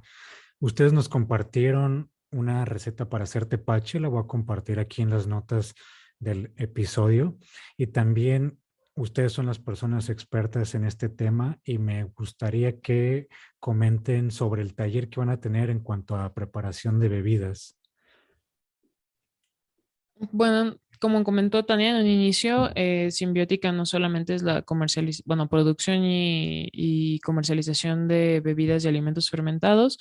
El proyecto también lo hemos tratado de abrir también a una cuestión educativa, eh, de transmisión del conocimiento, porque consideramos que eso es algo muy importante, sobre todo porque entendemos que pues para muchas personas también este tipo de alimentos pueden ser un poco complicados de estar, digamos, consumiendo o comprando constantemente porque tienden a ser productos de un valor pues un poco más costoso de algunos otros alimentos de canasta básica.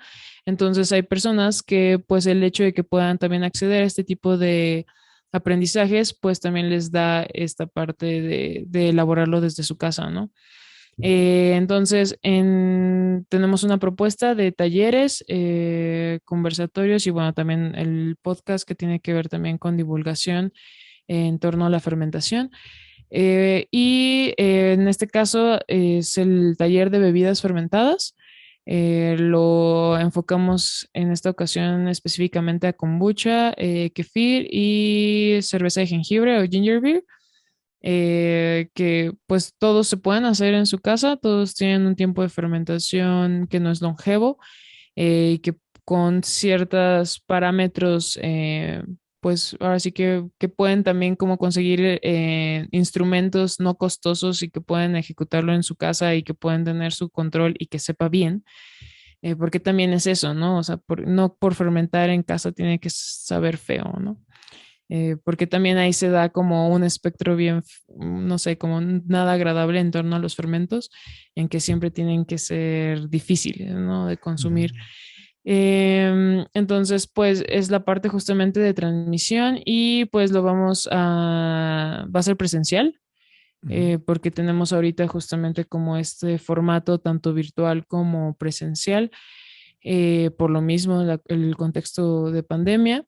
Es un cupo muy limitado. En, en ocasiones lo hemos hecho también en nuestro espacio. Pero en este caso va a ser en la Ciudad de México, en la Juárez, en un restaurante que nos prestaron el espacio justamente para elaborar el taller. Y pues esa es la finalidad, justamente que otras personas también lo aprendan. Es peculiar porque hay muchas personas que van justamente para entender qué se estaban tomando, ¿no? O sea, cuál era el procedimiento que se está empleando para poder hacer el fermento final. Pero ahora sí que es muy interesante siempre todos los talleres porque los perfiles son muy abiertos. O sea, también es algo que creemos que Simbiótica tiene que no sea, o sea, yo actualmente todavía no puedo definir, digamos, como este rollo del consumidor, ¿no? Creo que Simbiótica también se ha transformado en un proyecto que puede llegar diferente tipo de persona con diferentes intereses, sí hacia la fermentación, pero también hacia otros temas. Y eso me parece muy relevante. Entonces, también estos espacios educativos, no solamente es como yo me pongo enfrente y les explico cómo hacerlo, sino también tiene que ver en cómo empatizamos los unos con los otros y porque al final el proceso de fermentación justamente conlleva mucha frustración, ¿no? Porque justamente no es inmediato, tiene muchas variaciones. Esta parte de las recetas luego es bien conflictivo, ¿no? Pero si lo hice así, ¿por qué no me quedó? Entonces también aprovecho como si la receta que tú publicas pues tienen ahí como problemas, pues que nos puedan contactar directamente también, pues para abrir justamente esta conversación con las personas. O sea, porque, repito, ¿no? O sea, trabajamos con personas y es bien importante este intercambio que se genera en los talleres para nosotras, porque ahí es donde tenemos también la oportunidad de conversar con gente entusiasta, ¿no? De la fermentación. Entonces puede llegar de todo tipo de personas. A veces pensamos que va a ser para que lo hagan en casa y llegan baristas, llegan mixólogos, cocineros. Entonces también se va aperturando mucho a otro tipo de perfiles, digamos, en donde ya lo que quieren hacer también son fermentaciones para generar propuestas, ¿no? En sus profesiones. Y también me parece muy relevante, digamos, estos espacios también para quienes se quieran como profesionalizar específicamente en ese ramo, también me parece como una inversión muy válida, porque la fermentación, a pesar de que pareciera ser algo muy sencillo, las variables que comentamos hace un momento, pues puede ser lo conflictivo, ¿no? Y que realmente pueden ser como cuestiones que se nos olvidan, pero porque creemos que todo tiene que ser rápido y todo nos va a salir a la primera con un manual y no necesariamente. Entonces, por eso son estos espacios. Vamos rotando justamente de talleres. Tenemos justo este talleres de bebidas fermentadas. A veces cambiamos, por ejemplo, el ginger beer por sodas naturales a base de flores o de hierbas. Entonces aprovechamos lo que es la microbiota de las, por ejemplo, de las flores, no sé, por ejemplo, bugambilias o lavanda, ¿no? Y va a generar diferentes perfiles, pero no utilizamos, por ejemplo, cultivos del kéfir ni nada. Iniciamos la fermentación únicamente con los microorganismos que vienen de la planta. Entonces también eso a mí me gusta mucho porque también a veces las personas creen que también requieren como de los cultivos, de los scobies para hacer fermentos y tampoco es tan necesario. O sea, porque estamos hablando justamente de microorganismos vivos y no porque los veamos en una celulosa congregados, quiere decir que si no lo tengo así, no voy a lograr fermentar, ¿no? Pasa mucho con el tepache. Al final el tepache empleamos lo que son las cáscaras la microbiota natural de la piña o de cualquier otra fruta. Entonces es muy relevante como seguir transmitiendo esta parte en donde no necesitamos forzosamente ni de un cultivo ni de cosas como súper costosas para lograr hacer fermentos accesibles, sencillos, para el consumo propio y de nuestra familia o de nuestra comunidad cercana, ¿no? En este taller que van a ofrecer, ¿cuánto es la capacidad de personas para el taller? ¿Y es necesario tener algún requisito de conocimiento básico en cuanto a fermentación o cocina, o puede ir cualquier persona? Pues mira, realmente abrimos los talleres casi para cualquier persona. Nos ha llegado también de todo, ¿no? Desde Ujú. jamás lo he hecho y ya llevo haciéndolo tanto tiempo y tengo una marca, ¿no? Ok. Entonces sí, tratamos, antes de iniciar los talleres siempre hacemos la pregunta, ¿no? De qué Ujú. buscan, qué quieren, qué saben, qué quieren aprender y eso nos ayuda mucho a dar línea, ¿no? Por dónde vamos a abordarlo y tratando de cumplir las expectativas que traen, ¿no? Desde el inicio. Y bueno, en este caso, por también la cuestión de la contingencia sanitaria, no podemos abrirlo a tantas personas. El máximo de personas que podemos recibir son 8 personas. Ahorita llevamos la mitad. Y yo creería que hemos tenido muy buena expectativa en torno a la respuesta de la gente. De todas formas, la ventaja es que a lo largo del año estamos sacando distintos talleres. Si en dado caso cualquiera de las personas que nos escuchan no pueden acudir al más próximo, siempre va a haber un después, ya sea tanto presencial o virtual. Y la ventaja es que, pues realmente la accesibilidad que tenemos para que la gente nos contacte es muy alta, tanto redes sociales, podcasts, los mismos cursos, ¿no? Donde damos ese seguimiento constante por WhatsApp. A mucha gente le ha gustado porque de esa manera le ayuda en su propia capacitación y hasta implementación de proyectos que pudieran llegar a tener. En caso de que para cuando salga este episodio todavía no se complete el taller, ¿dónde se pueden dirigir? Costos del taller, más información, ¿dónde las pueden encontrar? Pues mira, nos pueden escribir directamente en nuestras redes sociales, ya sea Instagram. Ujú. En Instagram nos encuentran como @simbiótica.mx. Ahí pueden mandar mensaje directo y les vamos a contestar. O inclusive si no usan Instagram, por Facebook, estamos como Simbiótica Kombucha. También nos pueden contactar y sin problema, obviamente les vamos a contestar o hasta por correo electrónico. También tenemos página web donde pueden inclusive mandar mensaje por ahí o por esa vía normalmente se lleva la inscripción directa a los talleres, cursos virtuales también, y toda la información, ¿no? Ya si les gusta mucho lo que es un correo electrónico, el correo electrónico es hola@simbiótica.com.mx, también les vamos a contestar. Y pues básicamente los costos tienden a variar dependiendo de los talleres. La verdad, tienden a ser más accesibles los talleres virtuales porque no se necesita rentar un espacio, por ejemplo. Cuando sí llegamos a rentar espacios, que es lo que normalmente hacemos, pues no tratamos de, obviamente va el costo de la renta del espacio. Los costos pueden oscilar entre 1,100, 1,200 pesos, dependiendo de la renta del espacio y todo incluye los insumos, materiales, cultivos, asesoría constante, manuales, o sea, todo eso es lo que incluye, ¿no?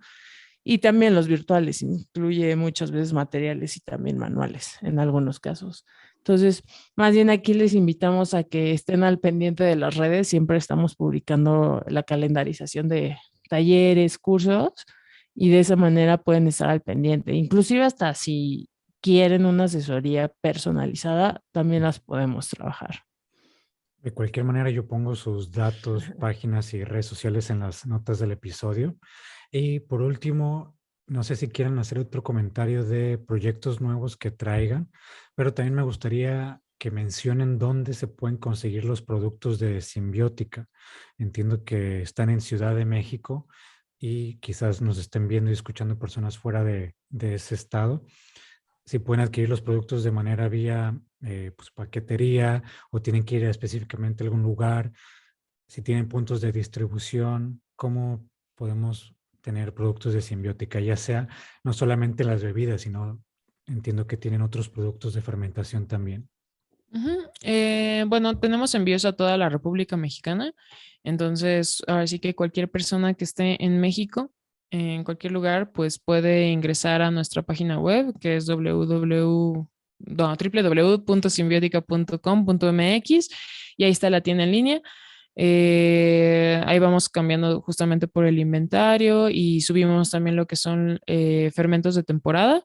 Está la línea como habitual, que sí, o sea, que ahora sí que tratamos de que siempre haya. Hay veces que a veces la demanda ahora sí que afortunadamente nos ha sobrepasado, porque hemos tenido muy buena respuesta de los consumidores. Entonces, afortunadamente hemos podido pues ampliar no solamente nuestra oferta de fermentos, sino también ampliar la producción.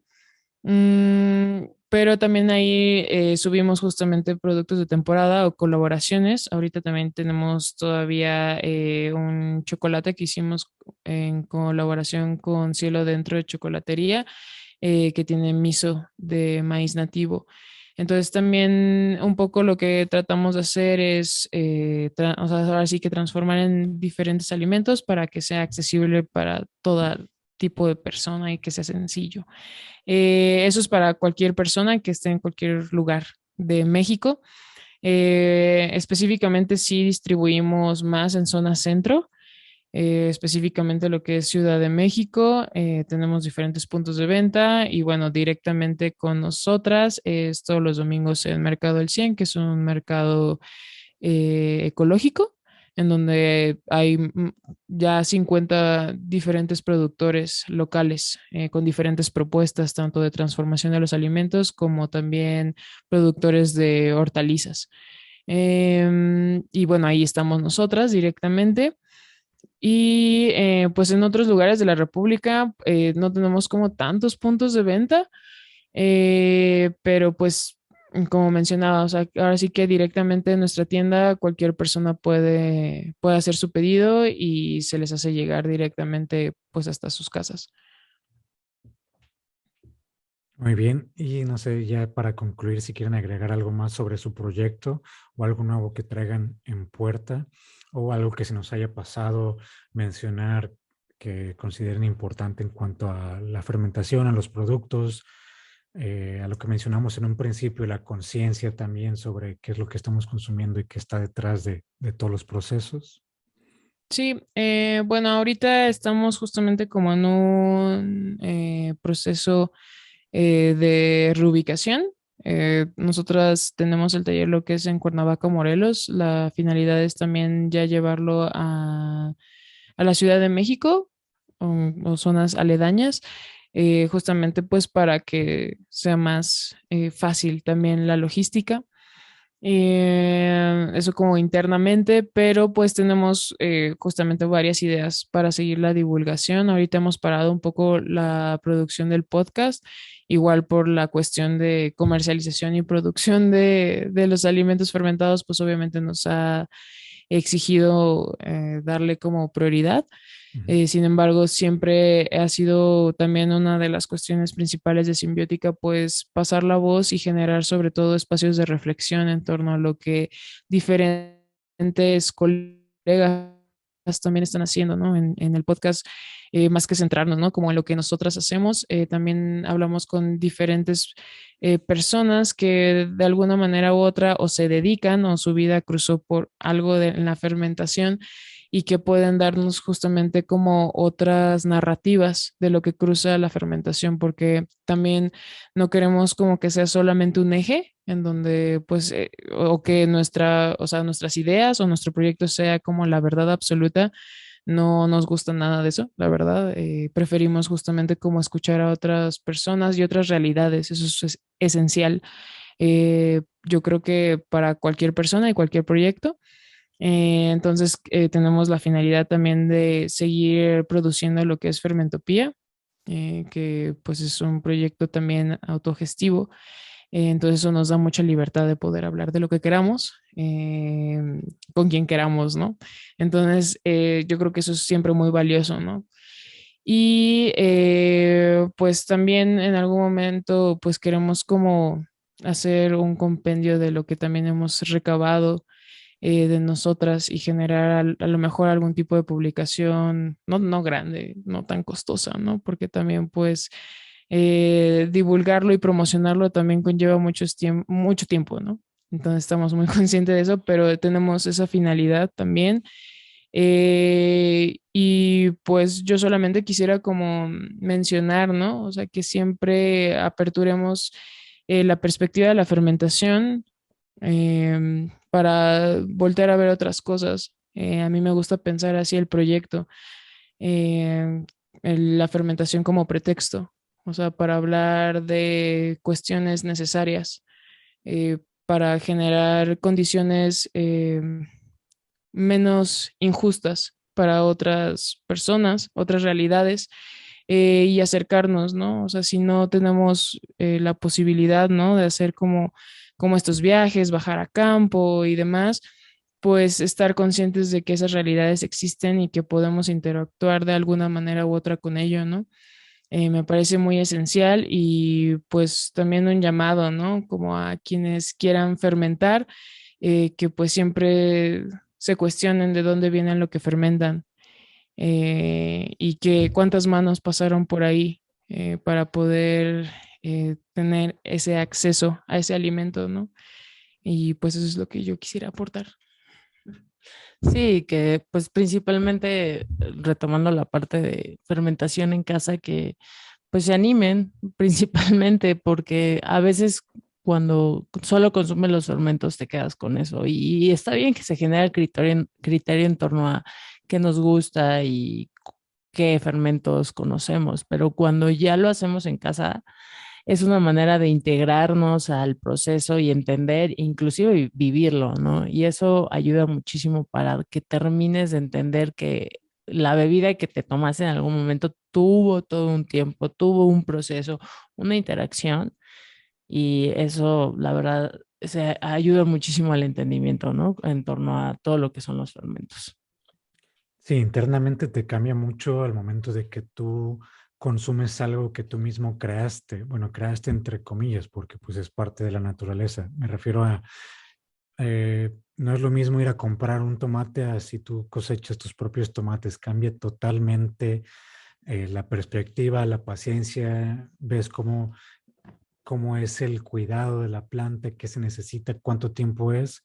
Y pues no solamente con tomates, con más cosas. Supongo que también se relaciona mucho con esto. Cuando preparas algún fermento en cuanto a bebida, al momento de que lo consumes, pues es una satisfacción que no tiene comparación con ir a comprarlo a un supermercado o una tiendita.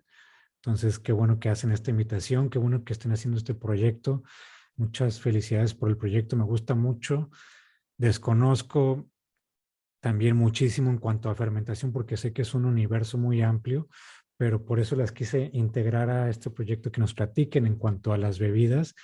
Y estoy bien consciente de que no nomás la fermentación se hace con bebidas, como lo mencionaron, hay muchos otros productos que pues es importante que los conozcamos y muchos de ellos ni siquiera sabemos o somos conscientes que han pasado por un proceso de fermentación, como lo mencionaba Fer anteriormente, relacionado al mezcal o a la cerveza o al tequila, que son que para que existan se necesita la fermentación.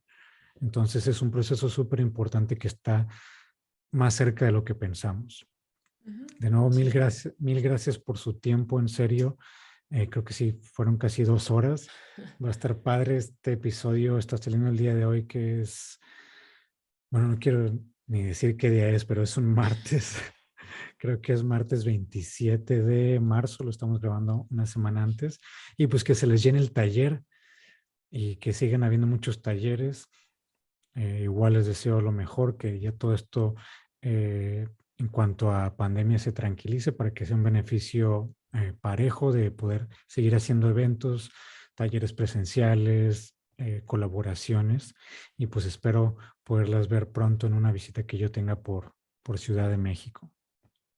Pues muchas gracias, Salvador. La verdad, muchas gracias por el espacio y pues sí, dejamos también la invitación tanto para ti como para todos los que nos vayan a escuchar o ver, pues ahora sí que de entablar conversación y pues de también volver a ver el mundo de la fermentación con otros ojos, porque en efecto, la fermentación es muchísimo más de lo que hasta nosotras proponemos, ¿no? Y en efecto, bebidas como el café, por ejemplo, ¿no? O los chocolates necesitan de ello. Entonces, la fermentación cruza por todo lo que nos gusta comer y beber, pero no lo sabíamos. Gracias, pues a seguir compartiendo. Yo igual cada vez que compartan algo de bebidas los voy a estar compartiendo en las plataformas de Bebidas de México. Cuando retomen el podcast también me avisan y pues con gusto seguimos en contacto. Claro que sí, muchas gracias. Sí, Gracias. igualmente. Muchas gracias.